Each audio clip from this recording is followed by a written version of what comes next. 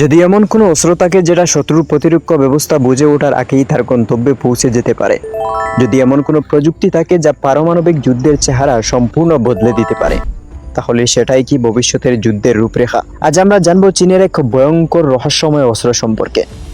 এটি এমন একটি মিসাইল যা শুধু গতি দিয়ে নয় বরং কৌশলে, নীরবতায় ও ধ্বংসাত্মক ক্ষমতায় আধুনিক যুদ্ধক্ষেত্রকে নতুনভাবে মোড় দিয়েছে।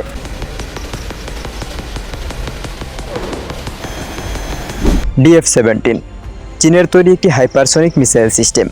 এই মিসাইলের সবচেয়ে ভয়ঙ্কর দিক হলো এটি কেবল দ্রুতগামী নয়, এটি একই সঙ্গে নিয়ন্ত্রণযোগ্য ও চতুর। এর সাথে থাকে একটি হাইপারসনিক লিড ভেহিকল। এটি রকেট থেকে বিচ্ছিন্ন হয়ে লক্ষ্যবস্তুতে ছুটে চলে ঘূর্ণি গতিতে। এই মিসাইল প্রথমবার বিশ্ববাসীর নজরে আসে 2019 সালের চীনা জাতীয় দিবসের কুচকাওয়াজে। তখন থেকেই গোটা পৃথিবীর সামরিক বিশ্লেষকরা বুঝতে পেরেছেন চীন আর শুধু প্রতিরক্ষার কথাই ভাবছে না, বরং এটি পরবর্তী প্রজন্মের যুদ্ধের দিকেই এগাচ্ছে। DF-17 এর গতি ধরা হয় ম্যাক 5 এর বেশি, অর্থাৎ এটি প্রতি ঘন্টায় 6000 কিলোমিটারেরও বেশি গতিতে ছুটতে পারে।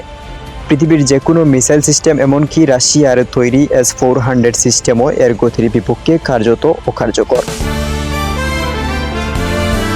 এত তথ্যের পর এখন মনে প্রশ্ন আসতেই পারে, এই অস্ত্রের প্রয়োজনীয়তাই বা কি?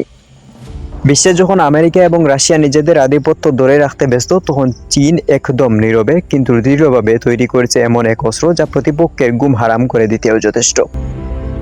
এই মিসাইল কেবল দূরপাল্লায় নয়, এটি মোবাইল লঞ্চ সিস্টেম থেকেও উৎক্ষেপণযোগ্য, অর্থাৎ এটি দ্রুত জায়গা বদলাতে পারে এবং শত্রু বুঝে ওঠার আগেই দিয়ে যেতে পারে তাদের ঘাঁটির দিকে। বিশেষজ্ঞরা বলেছেন চীনের এই প্রযুক্তি মূলত তৈরি করা হয়েছে আমেরিকার বিমানবাহী রণতরী ও সামরিক ঘাঁটিগুলোর জন্যই হুমকি সৃষ্টির উদ্দেশ্যে। বিশেষ করে দক্ষিণ চীন সাগরে এবং তাইওয়ান ইস্যুতে এটি হতে পারে একটি কঠিন বার্তা। যদি এই অস্ত্র পারমাণবিক ওয়ারহেড বহনে সক্ষম হয়, তাহলে এর বিধ্বংসী শক্তি হবে অবর্ণনীয়। আর এমনকি কনভেনশনাল ওয়ারহেড থাকলেও এর গতির জন্য ধ্বংস সাধনের ক্ষমতা অনেক বেশি। এখনো পর্যন্ত DF-17কে কোনো যুদ্ধক্ষেত্রে ব্যবহার করতে হয়নি, তবে এটি কেবল একটি অস্ত্র নয়, এটি একটি কৌশলগত বার্তা।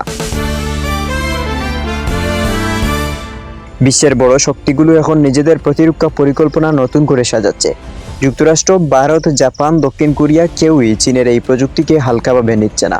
এরই মধ্যে শুরু হয়েছে প্রতিযোগিতা, কে আগে তৈরি করতে পারবে আরেকটি আরও উন্নত হাইপারসনিক মিসাইল কিংবা এটি কার্যকর প্রতিরক্ষা ব্যবস্থা।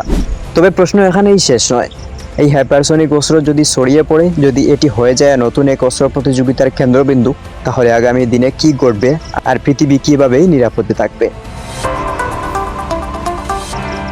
DF-17 আমাদের সামনে রেখেছে সেই ভবিষ্যতের প্রতিচ্ছবি, এক ভয়ঙ্কর ভবিষ্যৎ যেখানে প্রতিরোধের সময়ই থাকবে না, শুধু থাকবে সিদ্ধান্ত, ধ্বংসের আগে নাকি পরে।